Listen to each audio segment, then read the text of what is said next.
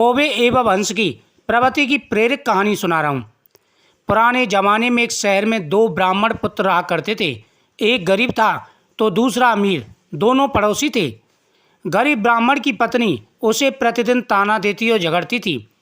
एक दिन एकादशी के दिन गरीब ब्राह्मण पुत्र झगड़ों से तंग आकर जंगल की ओर चल पड़ता है, यह सोचकर कि जंगल में शेर या कोई मांसाहारी जीव उसे मारकर खा जाएगा। उस जीव का पेट भर जाएगा और मरने से वो रोज रोज की झिकझिक से मुक्त हो जाएगा। जंगल में जाते समय उसे गुफा नजर आती है। वो गुफा की तरफ जाता है। गुफा में एक शेर सोया होता है और शेर की नींद में बाधा न पड़े इसलिए हंस पहरा देता है। जब हंस दूर से ब्राह्मण पुत्र को आता देखता है तो चिंता में पड़ता है और सोचता है, ये ब्राह्मण आएगा, शेर जगेगा और इसे मारकर खा जाएगा। 11 के दिन मुझे पाप लगेगा, इसे कौन बचाएगा? इसे बचाए कैसे, यह सोचना चाहिए। उसे उपाय सूझता है और वो शेर के भाग्य की तारीफ करते कहता है, जंगल के राजा उठो, जागो, आज आपके भाग खुले हैं। 11 के दिन खुद विप्रदेव आपके घर पधारे हैं। जल्दी उठो और इन्हें दक्षिणा देकर रवाना करें, आपका मोक्ष हो जाएगा। ये दिन दोबारा आपकी ज़िंदगी में शायद ही आए, आपको पशु योनि से छुटकारा मिल जाएगा। शेर दहाड़ कर उठता है। हंस की बात उसे सही लगती है और पूर्व में शिकार मनुष्यों के गहने वो ब्राह्मण के पैरों में रख शीश नवाता है, जीव से उनके पैर चाटता है। पहले जो शिकार किए हुए थे उनके जो गहने थे वह ब्राह्मण को सौंप देता है और ब्राह्मण के पैरों को झुक कर के प्रणाम करता है, उनके पैरों को चाटता है। हंस ब्राह्मण को इशारा करता है, विप्रदेव, ये सब गहने उठाओ और जितना जल्दी हो सके बाप अपने घर जाओ। ये सिंह है, कब मन बदल जाए कह नहीं सकते। ब्राह्मण बात समझता है और घर लौट जाता है। पड़ोसी अमीर ब्राह्मण की पत्नी को जब सब पता चलता है तो वो भी अपने पति को ज़बरदस्ती अगली 11 को जंगल में उसी शेर की गुफा की ओर भेजती है। जब वह ब्राह्मण पुत्र गहने लेकर के आ जाता है और वह पैसे वाला बन जाता है तो जब दूसरे अमीर ब्राह्मण की पत्नी को ये सब पता चलता है कि वह पत्नी से लड़ कर के शेर की गुफा में चला गया और शेर ने उसे धन दिया माता लक्ष्मी की, जिससे उस पर कृपा हुई, तो वह अपने पति से ज़बरदस्ती लड़ती है और उससे कहती है कि तुम उसी गुफा में जाओ जिस गुफा में ये होकर के आया है। अब शेर का पहरेदार बदल जाता है। नया पहरेदार होता है कौवा। यानी पहला तो हंस था, जो ब्राह्मण शेर के सामने आया तब हंस पहरेदार था, लेकिन जब दूसरा ज़बरदस्ती उसकी पत्नी ने भेजा ब्राह्मण पुत्र, तब वो शेर का जो पहरेदार था कौवा था। अब शेर का पहरेदार बदल जाता है, नया पहरेदार होता है कौवा।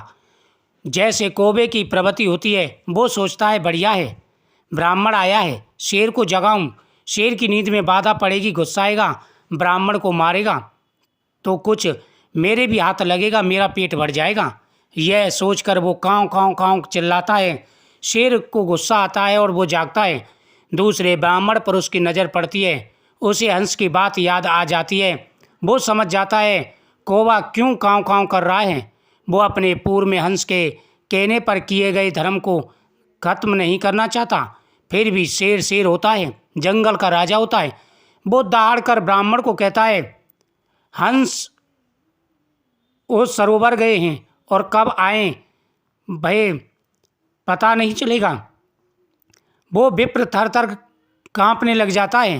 अर्थात हंस जो अच्छी सोच वाले, अच्छी मनोवृत्ति वाले थे, उड़ के सरोवर यानी तालाब को चले गए हैं। शेर उससे दूसरी भाषा में कहता है, ब्राह्मण समझता नहीं है, हंस उड़ सरोवर गए और अब काव भये प्रधान, तो विप्र थारे धरे जाओ मैं किनंग जिजमान। यानी शेर उस विप्र से कहता है, अर्थात हंस जो अच्छी सोच वाले, अच्छी मनोवृत्ति वाले थे, उड़ के सरोवर यानी तालाब को चले गए हैं और अब कौवा प्रधान पहरेदार है जो मुझे तुम्हें मारने के लिए उकसा रहा है। मेरी बुद्धि घूमे उससे पहले ये ब्राह्मण यहाँ से चले जाओ। शेर किसी का जजमान नहीं हुआ है, वो तो हंस था जिसने मुझ शेर से भी पुण्य करवा दिया। दूसरा ब्राह्मण सारी बात समझ जाता है और डर के मारे तुरंत प्राण बचाकर अपने घर की ओर भाग जाता है। कहने का मतलब है हंस और कौआ कोई और नहीं, हमारे ही चरित्र हैं। कोई किसी का दुख देख दुखी होता है, कोई उसका भला सोचता है तो वो हंस है, और जो किसी को दुखी देखना चाहता है, किसी का सुख जिससे सहन नहीं होता, वो कौवा है।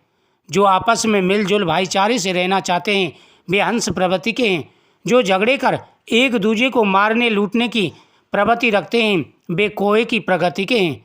अपने आसपास छुपे कौवे जैसे लोगों को पहचानो, उनसे दूरी रखो, और जो हंस प्रवृत्ति के हैं उनका साथ करो।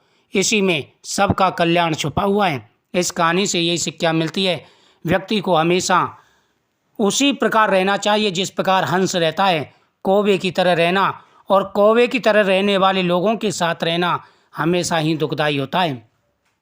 वीडियो को शेयर करें, चैनल को सब्सक्राइब करें, कमेंट में बताएं आपको ये कथा कैसी लगी।